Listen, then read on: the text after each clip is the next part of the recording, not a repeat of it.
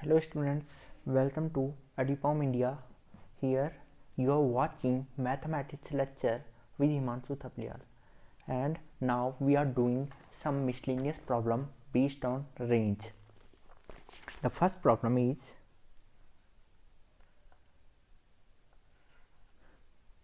it is given f of x दिया आपको sin to the power 6x plus cos to the power 6x. What is the range of this function?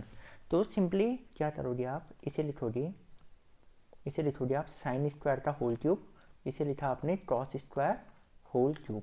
तो आप A cube plus B cube का formula apply कर लोगे, ये हो जाएगा sine square plus cos square and this will be sine to the power 4 plus cos to the power 4 minus sine square cos square. A cube plus B cube का आपने formula apply कर दिया, ये वाली वैल्यू हो जाएगी, this value is 1 and you can write this one sine square plus cos square whole square minus 2 times sine square cos square, और ये minus sine square cos square है, तो ये आ जाएगा 3 साइन स्क्वायर कॉस स्क्वायर.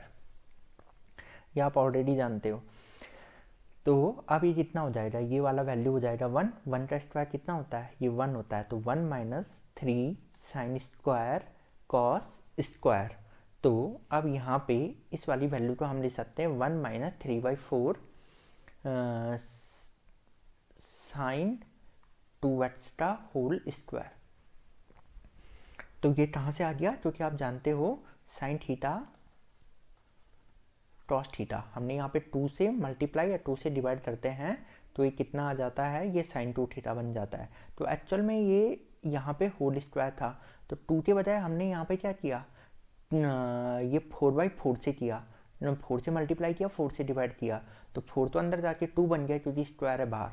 ठीक है, तो यहाँ से कितना हो गया साइन 2x. तो यहाँ से अब आपको रेंज कैलकुलेट करना है. अब आप जानते हो साइन का रेंज कितना होता है, साइन का होता है -1 to 1, तो उसके बाहर होल स्क्वायर लगा है, तो पूरा रेंज कितना हो जाएगा 0 to 1. तो ये रेंज हो गया 0 to 1, उसको 3/4 से मल्टीप्लाई करोगे. तो यहाँ पे आप जानते हो कि साइन 2x है, जो साइन 2x का जो रेंज होता है, साइन 2x रेंज होता है जो इसका, ये कितना होता है 0 से लेके 1 तक होता है. तो -3/4 साइन एक्स का रेंज कितना हो जाएगा, तो आप -3/4 से इससे भी मल्टीप्लाई करोगे, इससे भी मल्टीप्लाई करोगे, तो ये तो हो जाएगा 0. ये वाली वैल्यू क्या हो जाएगी, 0 हो जाएगी, और ये इनइक्वालिटी का साइन पलट जाएगा, ये आ जाएगा साइन 2x का, ये होल स्क्वायर का है रेंज, तो साइन 2x का whole square and this value is greater than -3/4. You can add 1 now, तो this will be become 1 minus 3/4 sine square 2x, और ये 1 यहाँ पे भी ऐड कर लिया, 1 ऐड करने पे ये वाला वैल्यू कितना बन जाएगा 1/3. तो so the range of this function is from 1/3 to 1. तो so range of this function is 1/3 to 1. Now we are going to solve other question. अच्छा, ये 1/4 होगा ना, ठीक है, तो ये कितना हो गया 1/4, क्योंकि 1 आपने क्या किया है, 1 ऐड किया है ना तीनों में, तो 1 माइनस 3/4 1/4 होता है, तो रेंज कितना आ गया 1/4 to 1. Now the other question, the second question here, the second question is given y is equals to log to the base e sin x to the power 4 plus mod cos x to the power 4.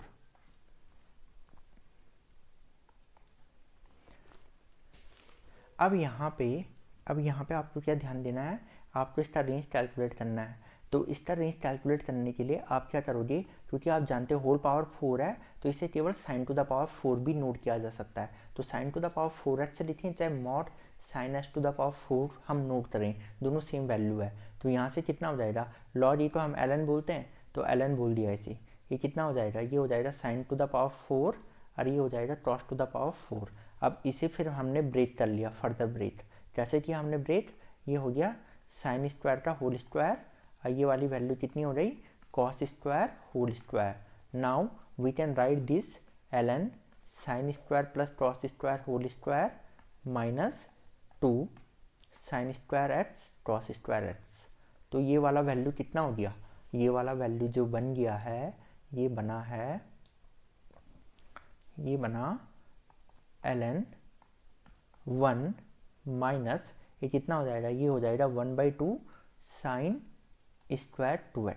ये कितना आ जाएगा 1 minus 1/2 sign square 2x। अब यहाँ पे ध्यान दो, अब आप अंदर वाले का रेंज फाइंड आउट करो। अच्छा ये 1/2 कैसे बन गया, हमने 2 से डिवाइड किया, 2 से मल्टीप्लाई किया, 4 बन गया। 4 sign square cos square x को हम ले सकते हैं साइन स्क्वायर 2x। ओके, तो फिर यहाँ पे कितना हो जाएगा, यहाँ पे वैल्यू हो जाएगा, आप रेंज कैलकुलेट कर लो। साइन स्क्वायर का मैंने अभी बताया था आपको, साइन स्क्वायर का जो रेंज होता है वो होता है 0 to 1, ठीक है। उसमें -1/2 लगा दोगे तो ये तो 0 ही रहेगा, ये इनइक्वालिटी का साइन पलट जाएगा। साइन स्क्वायर 2x, ये इनइक्वालिटी का साइन क्या हो जाएगा, पलट जाएगा। अब 1 ऐड कर लो, 1 ऐड करने पे this will become this will become 1 minus 2 sine square 2x, ये वाला बन जाएगा 1/2। अब यहाँ पे कितना आ गया, जैसी ये वाली वैल्यू कितनी बन रही है, इतनी बन रही है। अब यानी कि अंदर का जो ln का आर्ग्यूमेंट है, जो ln का जो आर्ग्यूमेंट है वो कहाँ से कहाँ तक जा रहा है, 1/2 to 1। तो अगर इसके बाहर मैं ln लगा दूँ तो ln लगाने पे कितना हो जाएगा, ln 1 बन जाता है 0 और ये अंदर है 1 minus half sine square 2x और यहाँ पे कितना हो जाएगा, और ये कितना हो जाएगा ln हाफ, ये कितना हो जाएगा ln हाफ। तो अंदर वाले को मैं y मान लूँ तो y बिलोंग्स टू कितना आ जाएगा, y बिलोंग्स टू आ जाएगा ln हाफ से ln 1/2 to 0। ये कितना आ जाएगा ln 1/2 to 0। तो ये वाला आंसर आ जाएगा ln 1/2 to 0। लेट सपोज हम यहाँ पे लेते हैं थर्ड क्वेश्चन लेते हैं।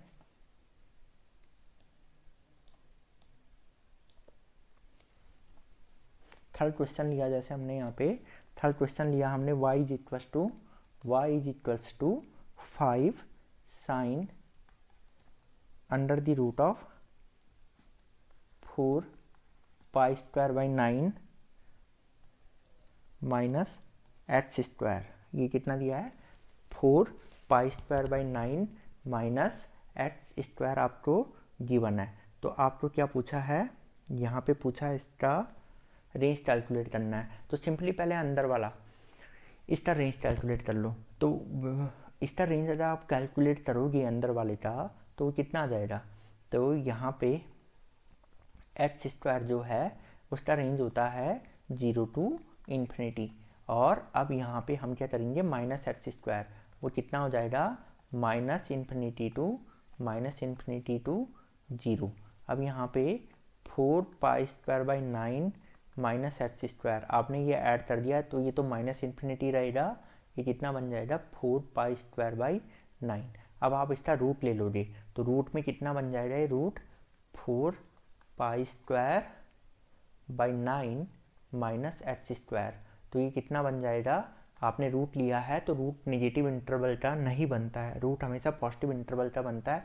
Then this will become 0 to 2 pi by 3, इतना हो गया। अब जैसे ही कितना बन गया 0 to 2 पाई बाई 3, तो साइन का आर्ग्यूमेंट 0 to 2 पाई बाई 3 में कौन कौन सी वैल्यू लेगा। तो अब यहाँ पे एक पॉइंट समझने की कोशिश करो। जब मैं साइन का ग्राफ बनाता हूँ, साइन का जब हमने क्या किया है, ग्राफ ड्रॉ किया है। साइन का ग्राफ ड्रॉ करने पे यू विल फाइंड आउट कि ये क्या बनेगा, समथिंग ऐसे बनेगा, ठीक है, समथिंग ऐसा बना है ये। तो आपका ये वाली वैल्यू 0 से लेके कहाँ तक है, 2 पाई बाई 3। यहाँ पे पाई बाई 2 होता है, ठीक है, और 2 पाई बाई 3 होता है करीबन यहाँ पे, क्योंकि 120 डिग्री हुआ ना, 120 डिग्री। तो ग्राफ ने कितनी वैल्यू कवर की है वहाँ पे, ग्राफ ने जो कवर किया है वो किया है करीबन इतना वैल्यू, ठीक है, यहाँ पे इतना वैल्यू। तो मिनिमम वैल्यू कितनी आई है 0, मैक्सिमम वैल्यू कितनी आई है यहाँ पे, मैक्सिमम वैल्यू आया है इस वाले का 1 आया है। तो यानी कि साइन का रेंज कितना हो जाएगा, अगर ये थीटा है तो साइन का रेंज कितना हो गया 0 से लेके 1 तक।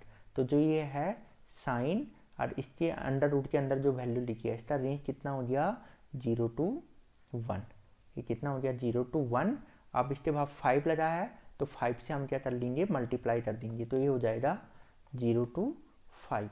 तो ये वाली वैल्यू कितनी हो जाएगी 0 to 5 हो जाएगी। तो सबसे पहले हमने क्या किया अंदर वाले का रेंज कैलकुलेट किया। सबसे पहले हमने क्या किया है यहाँ पे अंदर वाले का रेंज कैलकुलेट किया। अंदर वाले की रेंज हमने देखा कितना आया है, इतना आ गया है। फिर इसके बाहर रूट लगा था तो इसमें हमने रूट लगा दिया। अब जो साइन का जो आर्ग्यूमेंट है वो कितनी वैल्यू ले रहा है 0 से 2π/3। तो हमने साइन का ग्राफ प्लॉट कर दिया 0 to 2π/3 में। तो मिनिमम वैल्यू 0, मैक्सिमम वैल्यू 1। तो मिनिमम वैल्यू कितना आ गया 0 आ गया और मैक्सिमम वैल्यू कितना आ गया 1। तो ये तो आ गया इसका रेंज। अब इसको 5 से मल्टीप्लाई कर दिया तो आपका फाइनल रेंज आ जाएगा। ठीक है, इसके अलावा आप एक और एग्जांपल कर सकते हो। जैसे मैंने लेट सपोज किया यहाँ पे एग्जांपल नंबर 4 है आपका। एग्जांपल नंबर 4 ये कितना है यहाँ पे दिया है y is equals to log to the base root 2। यहाँ पे दिया है cos x plus sine x, cos x plus sine x to root 2 divided by root 2। ये आपको रेंज कैलकुलेट करना है। तो सिंपली हम cos प्लस साइन का रेंज कैलकुलेट कर लेंगे। तो मैंने आपको cos प्लस साइन का रेंज बताया था कितना होता है cos x plus sine x। इसका रेंज मैंने बताया था ट्रिग्नोमेट्री में। आपको क्या बताया था ट्रिग्नोमेट्री रेंज में क्या बताया था, इनका कोफिशिएंट होता है 1 1। तो इसका मिनिमम वैल्यू कितना आ जाएगा -1 स्क्वायर प्लस 1 स्क्वायर और maximum value 1 square plus 1 square. तो ये रेंज कितना आ गया इसका, दिस बिलोंग्स टू -√2 टू √2। ये वाली वैल्यू इतनी आ गई है। अब इसमें हम 2√2 ऐड कर देंगे। तो इस पूरे वैल्यू में मैंने क्या कर दिया 2√2 ऐड कर दिया। तो 2√2 ऐड करने पे कितना बन जाएगा, तो ये बन जाएगा cos x plus sine x plus 2√2। तो 2√2 इसमें ऐड किया तो ये कितना बन जाएगा, ये √2 बन जाएगा। और 2√2 इसमें ऐड किया तो ये कितना बन जाएगा 3√2। इतना बन गया। अब इसके बाहर क्या था √2 से हम डिवाइड कर देंगे, क्योंकि क्वेश्चन में डिवाइड में कितना था √2 था। तो √2 से हमने क्या कर दिया डिवाइड कर दिया। तो √2 से डिवाइड करने पे this will become 1, this will become 3। अब उसके बाहर लगा था लॉग। तो लॉग टू द बेस √2 उसके बाहर था। तो हमने क्या तो लॉग का ग्राफ हमने ड्रॉ कर लिया। ये तो हम ग्राफिकली सॉल्व कर सकते हैं। लॉग का ग्राफ हमने ड्रॉ कर दिया। लॉग का जो आर्ग्यूमेंट है वो कहाँ से कहाँ तक जा रहा है 1 2 3। तो 1 होता है यहाँ पे, 3 होता है यहाँ पे। तो मिनिमम वैल्यू 1 पे मिल जाएगी, मैक्सिमम वैल्यू कहाँ पे मिल जाएगी 3 पे। तो कितना हो जाएगा लॉग, तो रेंज कितना हो जाएगा y belongs to log to the base √2 1। और यहाँ पे कितना हो जाएगा लॉग, ये कितना हो जाएगा यहाँ पे 3 टू द बेस √2। अब ये कितना आ गया, ये दिस आ गया y बिलोंग्स टू 0 टू ये कितना आ गया लॉग बेस √2 3। तो इसका आंसर कितना आ गया 0 लॉग 3 टू द बेस √2। ठीक है, इसके बाद हम ले लेते हैं यहाँ पे एक नेक्स्ट एग्जाम्पल। जैसे ये दे दिया, ठीक है, यहाँ पे क्या दिया है आपको फंक्शन दिया है। जैसे यहाँ पे दिया है क्वेश्चन नंबर जो भी है, ये 5 है या 4 है जो भी है, y is equals to 9 into 3 to the power 2x minus 6 into 3 to the power x plus 4। यहाँ पे दिया है 9 into 3 to the power 2x plus 6 into 3 to the power x plus 4। तो आपने क्या किया यहाँ पे 3 टू द पावर x को मान लिया t और इसका अलाउड रेंज यहाँ पे नोट कर लिया। इसका अलाउड रेंज कितना है 3 to the power x minimum value लेता है, यहाँ पे 0 की ओर अप्रोच करता है इसलिए इस पर ओपन इंटरवल। अब मैक्सिमम क्या लेता है ये इन्फिनिटी लेता है। अब रिप्लेस कर दो इसे, y बराबर हो जाएगा 9 into T square minus 6t plus 4 और नीचे कितना हो जाएगा ये हो जाएगा नीचे 9 टी स्क्वायर प्लस 6t और प्लस 4। ये वाली वैल्यू कितनी हो रही है, इतनी हो रही है। अब हम क्या कर रहे हैं रेंज कैलकुलेट कर रहे हैं ना हम इस वाले का।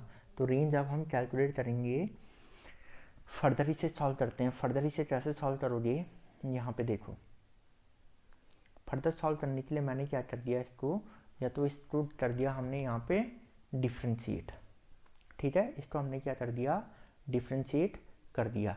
या आप क्या कर सकते हो, इसे थोड़ा सिंप्लीफाई कर सकते हो। सिंप्लीफाई कैसे करोगे इसे, तो यू विल फाइंड आउट। देखो इसे क्या मैं ऐसे लिख सकता हूँ, मैंने डिवाइड कर दिया, नीचे वाले से ऊपर वाले को डिवाइड कर दिया। डिवाइड करने पे कितना आ जाएगा, ये आ जाएगा 60 + 4, यानी कि ये वाली वैल्यू चाहिए मुझे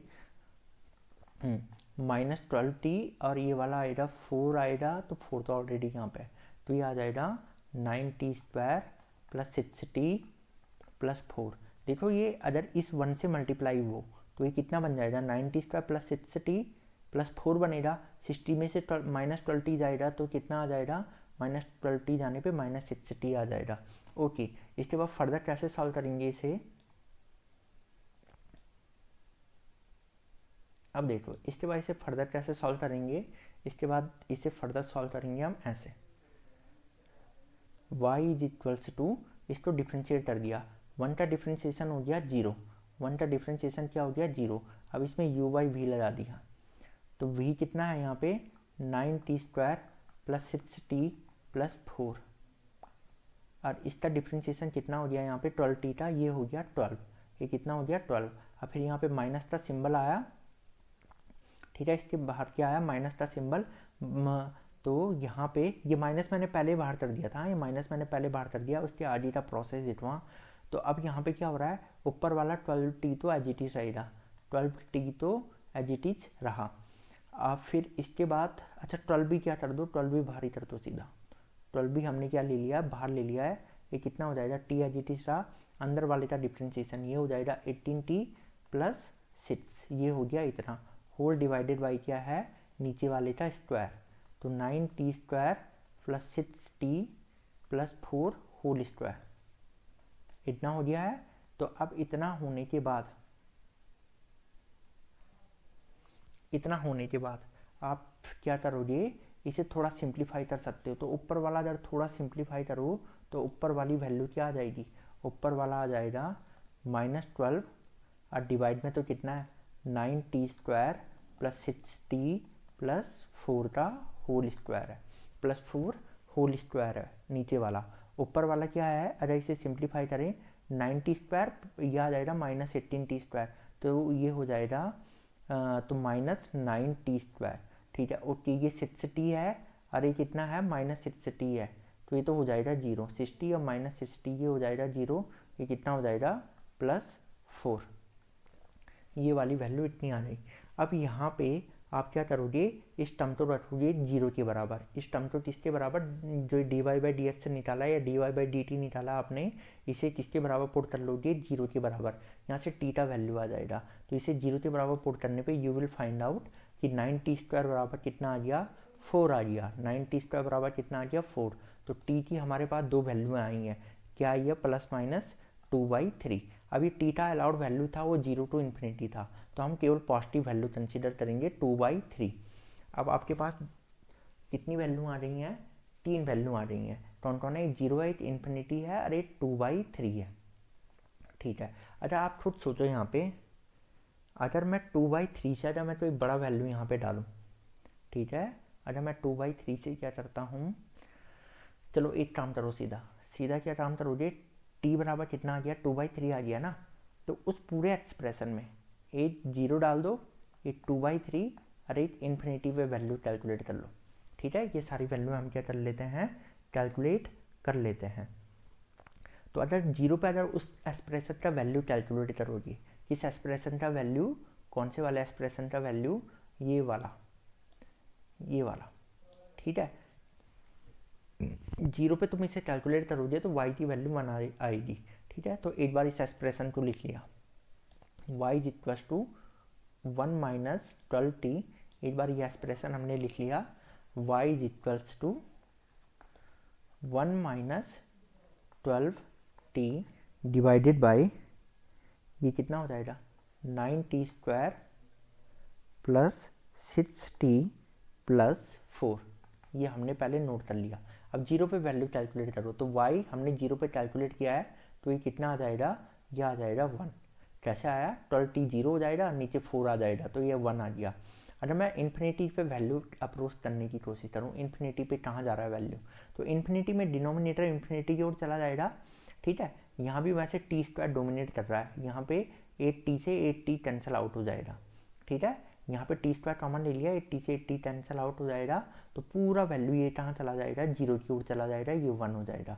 कैसे, मैंने बोला नीचे से टी स्क्वायर कॉमन ले लो, उसके बाद आपको अपना आप दिखाई दे रहा है पूरा वैल्यू कहाँ जा रहा है, 1 की ओर जा रहा है। अब आपने 2/3 पे कैलकुलेट किया है, तो 2/3 पे अगर आप इसे कैलकुलेट करते हो, y 2/3 पे अगर कैलकुलेट किया है, तो 2/3 पर इसे कैलकुलेट करते हैं हम यहाँ पे 2/3 पे, 2/3 पे कितना आ जाएगा 9, और 2/3 पे 4/9, और ये कितना आ जाएगा 6 इंटू 2/3, और ये कितना है +4। अब इसे फर्दर सिंप्लीफाई किया तो 1 माइनस 3 चौके 12 4 दूना 8, ये हो गया ऊपर 8, 9 से 9 यहाँ कैंसिल आउट, 3 दूना 6 हो गया, 4 4 8 4 12, ये हो गया 12, 4 दूना 8 4 3 12, तो ये कितना आ जाएगा 1/3, तो ये 1/3, तो मिनिमम वैल्यू 1/3 और मैक्सिमम वैल्यू 1। 1 पे क्या आएगा ओपन इंटरवल, क्योंकि 0 पे ओपन था और इन्फिनिटी पे भी ओपन था, तो 1 पे ओपन इंटरवल, 1/3 पे क्लोज, तो 1/3 to y belongs to 1/3 to 1। This is the range of the given function, ठीक है। तो ये रेंज कितना आ गया 1/3 टू 1, आपका रेंज कैलकुलेट हो गया है। अब लेट सपोज एक क्वेश्चन और करते हैं हम इस पे बेस्ड मिसलेनियस में मैंने एक क्वेश्चन और लिया है यहाँ पे। जैसे मैंने क्वेश्चन लिया है,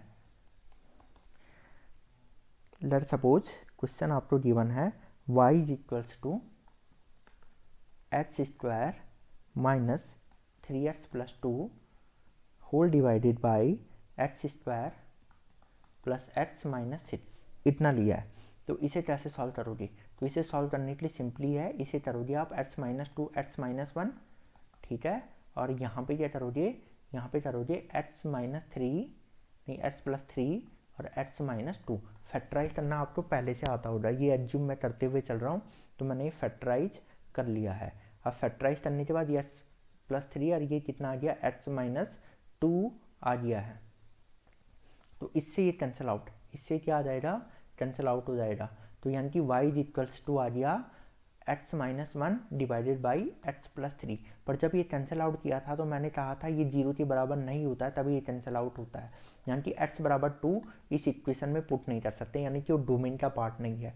डोमेन का पार्ट नहीं है तो जो उस पर y की वैल्यू आएगी उसको भी हम क्या कर देंगे, रेंज से हटा देंगे। तो इसके करस्पॉन्डिंग जो y की वैल्यू कितनी आ रही थी 2 डालो इस पर, 2 पे ही आया y 1, आई कितना आ गया 5, तो ये 1/5 भी रेंज का पार्ट नहीं होगा, ठीक है, रेंज का पार्ट नहीं होता है।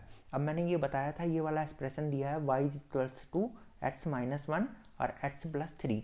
इसमें मैंने क्या बोला था, x के जो कोपिशेंट हैं उनका जो रेशियो होता है रेंज में से वो हटा दो, तो कितना आ जाएगा y बिलोंग्स टू r में से हमने क्या हटा दिया, एक तो ये 1 हटा दिया, ठीक है, x के कोपिशेंट का रेशियो, और एक कौन सी वैल्यू हटा दी 1/5, तो दो वैल्यू में हमने यहाँ से क्या कर दी है, हटा दी है। तो इसका जो रेंज आ जाएगा वो हो जाएगा r माइनस, उसमें से दो वैल्यू में हटी है, पूरे रियल नंबर में से दो वैल्यू में हटाई हमने 1/5 एंड 1, इसके रेंज से हट गया है। फिर एक और एग्जांपल लेते हैं हम, जैसे यहाँ पे जैसे लेट सपोज हमने एक और एग्जांपल यहाँ पे लिया है। क्वेश्चन कह रहा है आपका y is equals to log 2, यहाँ पे दे दिया under the root of x minus 2 और अंडर द रूट ऑफ यहाँ पे दे दिया 6 minus x, you have to find out the range. तो सबसे पहले अंदर वाले का डोमेन कैलकुलेट कर लो। तो डोमेन कैसे कैलकुलेट करोगे तुम, तो तुमने रूट x माइनस 2 है, तो x माइनस 2 तब डिफाइन होगा जब वो ग्रेटर देन और इक्वल्स टू 0 होगा, एंड 6 माइनस x तब डिफाइन होगा जब वो ग्रेटर देन इक्वल्स टू 0 होगा।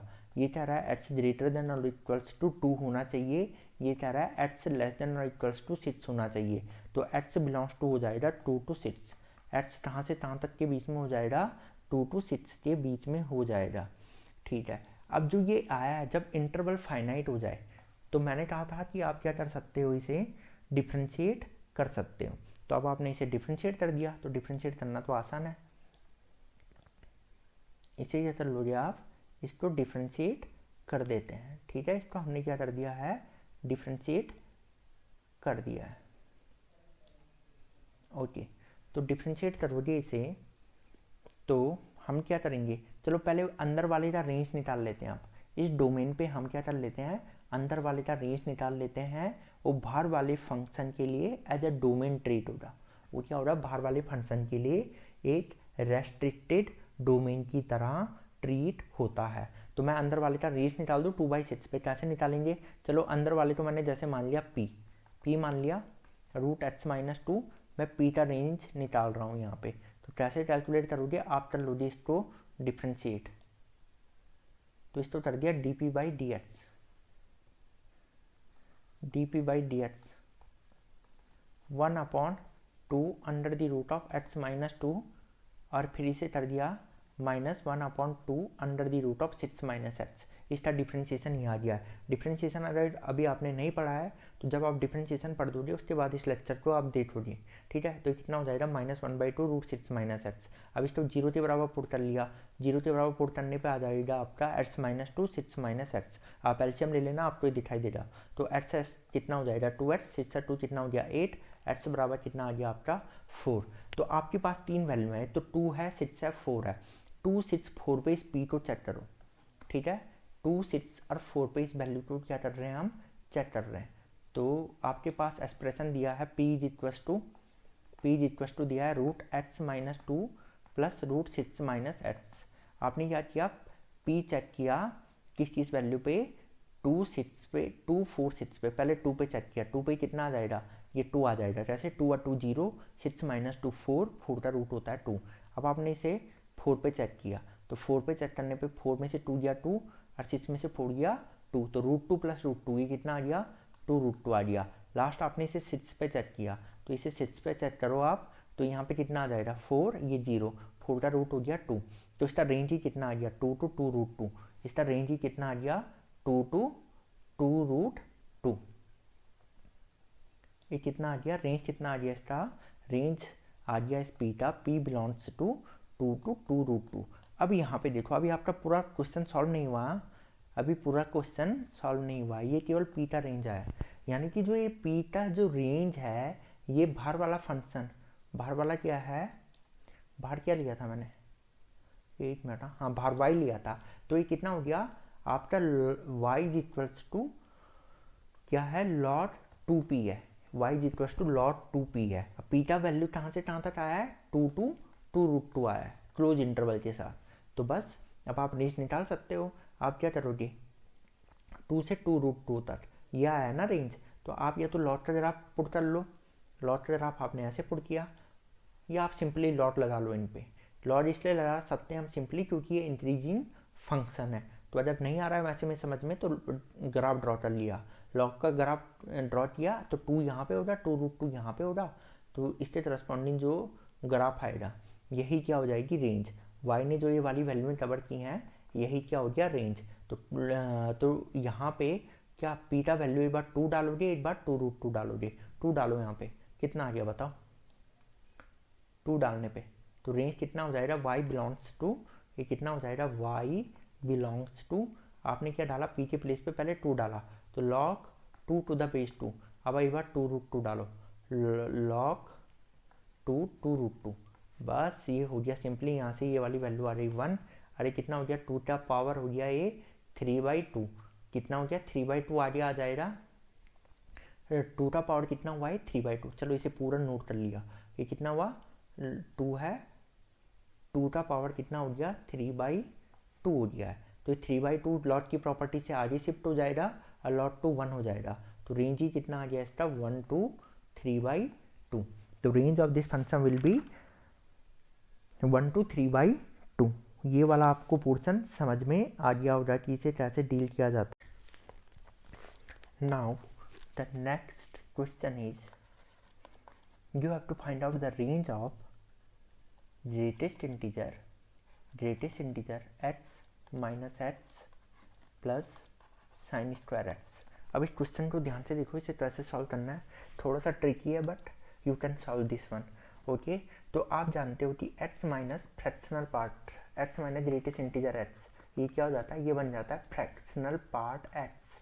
और आप जानते हो फ्रैक्शनल पार्ट x होता है, इसका जो रेंज होता है वो होता है 0 to 1, 0 पे क्लोज होता है 1 पे ओपन होता है, क्योंकि फ्रैक्शनल पार्ट की वैल्यू 0 तो हो सकती है। जैसे इंटीजर ले लिया 3, 3 का फ्रैक्शनल पार्ट कितना है, 0 है। 4 क्या है, उसका फ्रैक्शनल पार्ट कितना है, 0 है। 7.2 उसका फ्रैक्शनल पार्ट कितना, 0.2। -8.9 उसका फ्रैक्शनल पार्ट कितना होता है, 0.1। तो रेंज तो इसमें क्या हो रही है, 0 से 1 तक इसका क्या होता है, रेंज होता है। ओके, अब यहाँ पे जो ये अंदर लिखा हुआ है ये क्या है, ये माइनस फ्रैक्शनल पार्ट x है। क्यों, देखो ये उल्टा लिखा हुआ है ना यहीं अंदर, इसलिए ये कितना है, greatest integer minus fractional part x plus sine square x। अब आप जानते हो जो फ्रैक्शनल पार्ट की रेंज है वो 0 से 1 है, तो माइनस की कितनी हो जाएगी बताओ, बस इसका साइन क्या हो जाएगा, पलट जाएगा, ये -1 बन जाएगा, ये 0 बन जाएगा, ये यहाँ आ गया। तो ओके, तो माइनस फ्रैक्शनल पार्ट का रेंज हो गया -1 to 0। अब यहाँ पे देखो ग्रेटेस्ट इंटीजर की बात आई, तो यहाँ पे हमने जो ये y लिखा है इसके दो डेफिनेशन आ जाएंगी। दो डेफिनेशन क्या आएंगे यहाँ पे, एक बार समझना, यदि वैल्यू -1 से 0 में है, यानी कि फ्रैक्शनल पार्ट की वैल्यू कहाँ से कहाँ तक है, -1 to 0 में है। तो -1 to 0 का मतलब ये हुआ, हम इसमें से कौन सा पार्ट हटा दें, अच्छा 0 वाला पार्ट हटा दें, तो उसका ग्रेटेस्ट इंटीजर, 0 वाला पार्ट कैसे हटेगा, x की किस वैल्यू पे 0 वाला पार्ट हटेगा, इंटीजर वाली वैल्यू पे। तो आपने लिखा यहाँ पे दो पार्ट में ब्रेक कर दिया, व्हेन x माइनस आई, मतलब जब ये r minus i, when x belongs to, when x belongs to, ये क्या है r minus i, r minus y, integer वाला पार्ट हटा दें, तो उस टाइम पे ये हमेशा कितना देगा, ये वाली वैल्यू देगा, -1 से 0 है ना, -1 से 0 में ग्रेटेस्ट इंटीजर कितना देता है, -1 देता है, तो ये है plus sine square x। Okay, now अब दूसरा केस क्या है यहाँ पे, when x belongs to integer है, ठीक है, उस टाइम पे कितना आ जाएगा, ये है केवल साइन स्क्वायर x। क्यों, क्योंकि जब एक्स स्क्वायर इंटीजर है तो फ्रैक्शनल पार्ट तो 0 हो गया, तो ये पूरा टर्म 0 हो गया, 0 प्लस साइन स्क्वायर एक्स कितना आ जाएगा, केवल साइन स्क्वायर एक्स आ जाएगा। ठीक है, अब आ जाते हैं हम रेंज, हम इन दोनों का रेंज लेंगे क्योंकि दोनों अलग अलग केस हैं, तो लास्ट में हम इन दोनों के बीच में यूनियन ले लेंगे फाइनल सॉल्यूशन में। तो चलो पहले पार्ट में आ जाते हैं, पहले पार्ट का रेंज कितना होगा। तो आप जानते हो साइन स्क्वायर की वैल्यू होती है 0 से 1 के बीच में, क्योंकि साइन स्क्वायर का ग्राफ समथिंग ऐसे बनता है, अभी ग्राफ पे ध्यान देना, साइन स्क्वायर का ग्राफ बनता है समथिंग ऐसे, ठीक है, ये साइन स्क्वायर का क्या है, यहाँ पे ग्राफ बनाया मैंने समथिंग ऐसे, साइन स्क्वायर का ग्राफ ऐसे ड्रॉ होता है। अब यहाँ पे जो आपको पॉइंट ध्यान देना है, आप अगर देखो 1, तो 1 यहाँ कहीं पे आएगा, 1 इंटीजर है, तो 1 इंटीजर पे आप क्या दोगे, 1 इंटीजर में जो वैल्यू आएगा वो कितना आ जाएगा, ये वाला, ठीक है, साइन स्क्वायर 1। जैसे आपने 2 लिया तो 2 पे कितनी आ जाएगी वैल्यू, तो 2 पे वैल्यू हो जाएगी आपकी, वो समथिंग ऐसे आ जाएगा, आ गया, 2 पे क्या आ गया, यहाँ पे आ गया, ठीक है। 2 पे वैल्यू कहाँ पे आ रही, जैसे यहाँ पे आ रही वैल्यू, यहाँ पे आ रही, 2 पे वैल्यू यहाँ पे आ रही। तो हमने पहले वाले केस में ये तो लेना है नहीं, तो पहले वाले केस में तो क्या हो जाएगा, ये यहाँ पे ओपन आ जाएगा, ठीक है, यहाँ पे क्या आ गया, ओपन आ गया। अब यहाँ पे ध्यान से सुनते हुए जाओ, ऐसे ऐसे जहाँ जहाँ पे इंटीजर आएंगे वहाँ वहाँ पे ओपन आता रहेगा, फिर यहाँ पे ओपन आ जाएगा, जैसे यहाँ पे कितना हो गया, यहाँ पे हो गया, यहाँ पे मतलब ये 3 यहाँ पे आया ना, यहाँ पे ओपन हो गया, फिर 4 आएगा, तो ऐसे ऐसे डिफरेंट डिफरेंट वैल्यू आएंगी। तो उस केस में जो रेंज आएगा, रेंज, ठीक है, उस टाइम पे जो रेंज आएगा वो कितना आ जाएगा, जैसे यहाँ पे पाई है, पाई पे 0 आ गया, तो वो यहाँ पे आपको एक चीज़ ध्यान देनी है, जो रेंज आएगा वो 0 से 1 ही रहेगा, बस उसमें कौन से पार्ट नहीं होंगे जो इंटीजर पे कैलकुलेट हुए हैं, जो किस पे कैलकुलेट हुए हैं, इंटीजर पे कैलकुलेट हुए हैं। तो पहले वाले के रेंज में जो साइन स्क्वायर का रेंज आया पहले वाले से, मैं पहले वाले की बात कर रहा हूँ, उसमें जो रेंज आया है, रेंज की वैल्यू कहाँ से कहाँ तक है, रेंज की वैल्यू होगी तो 0 से लेके 1 तक ही, ठीक है, 0 से लेके 1 तक की वैल्यू होगी, क्योंकि यहाँ पे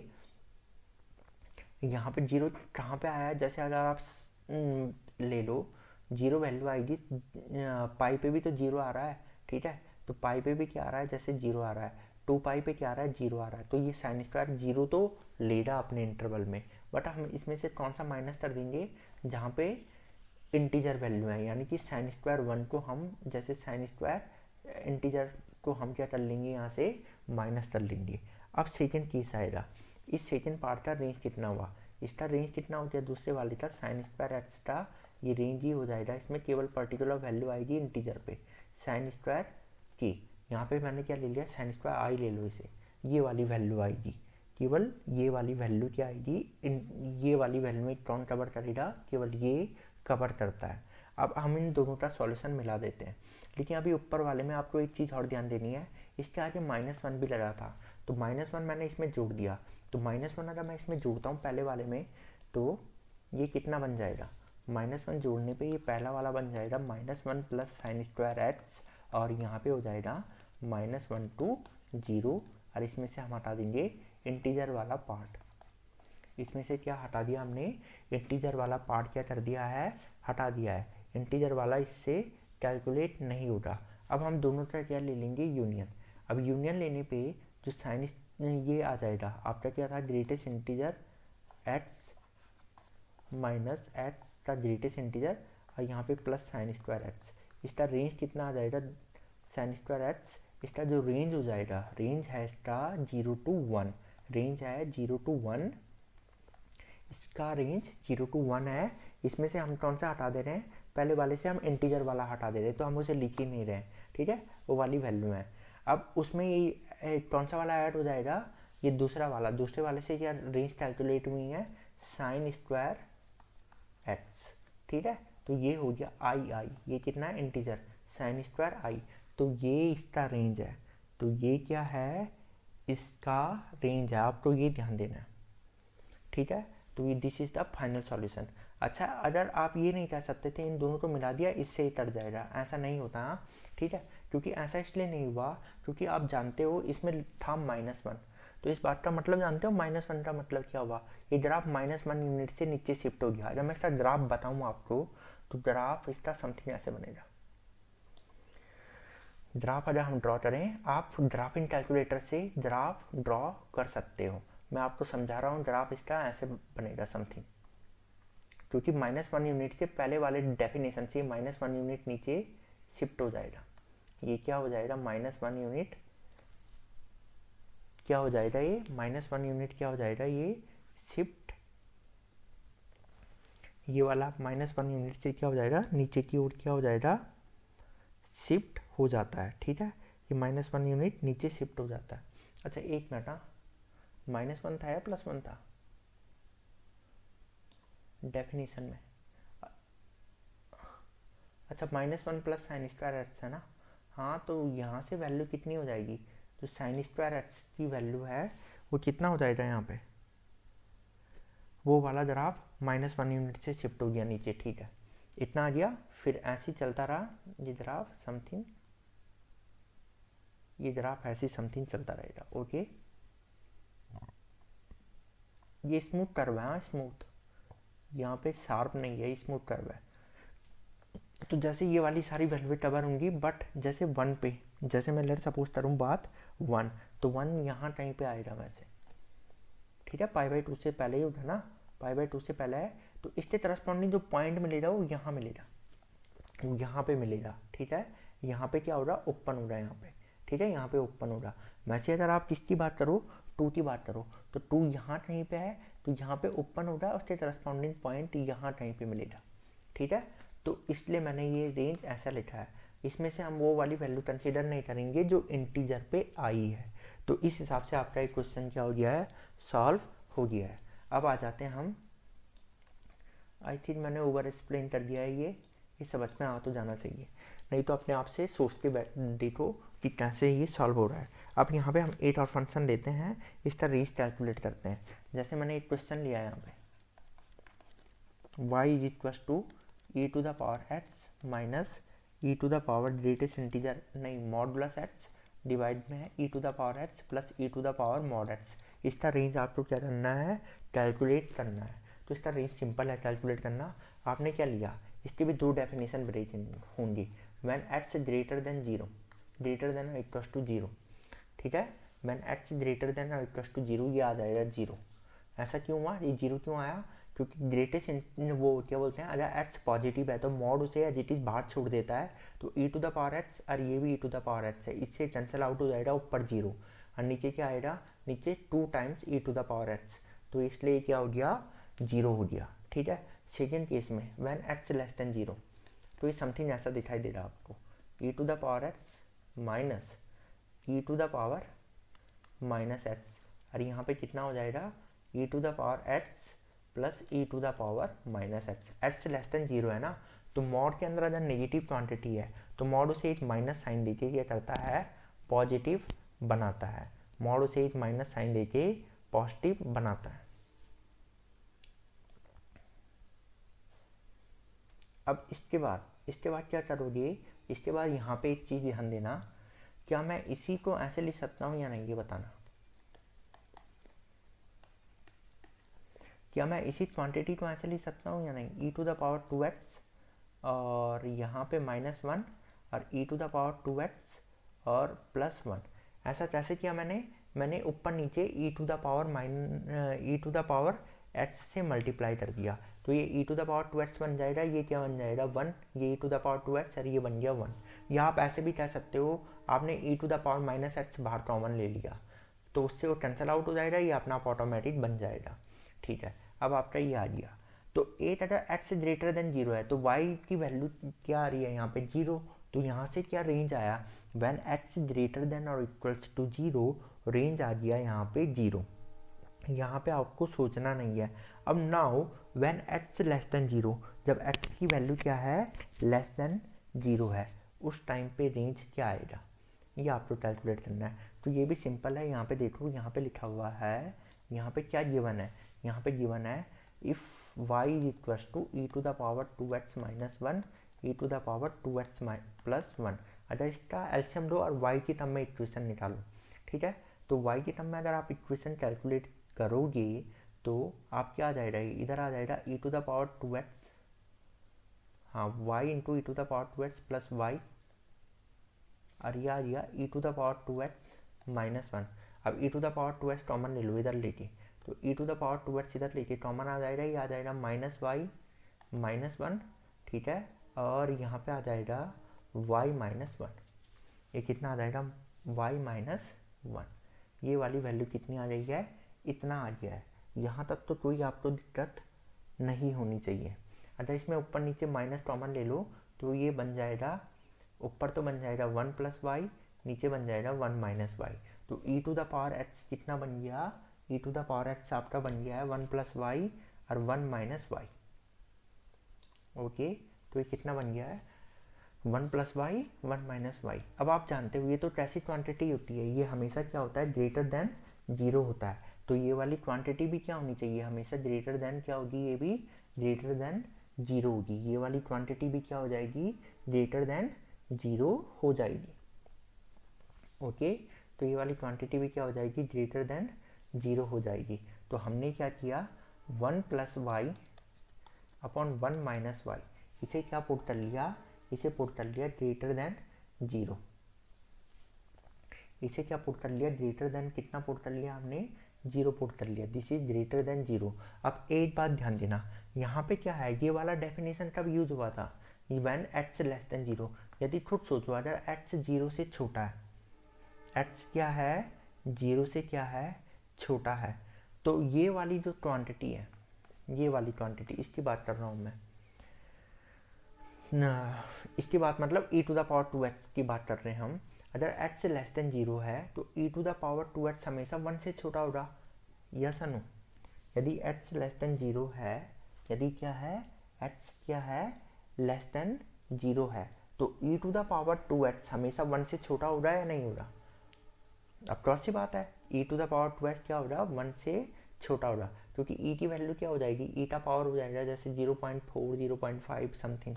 ठीक है, क्योंकि एस की वैल्यू जीरो से छोटी है। ठीक है, एस का वैल्यू कितना है, जीरो से छोटा, जैसे -3 -4, तो ये हो जाएगा ई का पावर जैसे -2 डाला -4, ये बन जाएगा 1 upon e to the power 4। तो इसका मतलब ये हुआ, ये क्वांटिटी हमेशा 1 से छोटी रहेगी, यानी कि this quantity is always less than 1, ये वाली क्वांटिटी हमेशा क्या रहेगी, लेस देन 1 रहेगी। आपको इसमें कोई प्रॉब्लम नहीं होना चाहिए। ये क्वांटिटी लेस देन 1 क्यों लिया है मैंने, बस अब इसे सिंप्लीफाई कर दो। अब तो ये बड़ा सिंपल है, बड़ा सिंपल है, तो हम कैसे सॉल्व करेंगे इसे। देखो अब यहाँ पे लिखा है जो ये 1 प्लस वाई है और ये 1 माइनस वाई है, ये तो 0 से बड़ा हो रहा है, 1 से छोटा हो रहा है, तो हम इसको दो डेफिनेशन में ब्रेक कर लेंगे। इसको हमने क्या कर दिया, दो डेफिनेशन में ब्रेक कर लिया। ये आ गया 1 plus y upon 1 minus y, ये आ गया greater than 0 and 1 plus y और 1 माइनस वाई, ये कितना हो गया, ये हो गया लेस देन 1।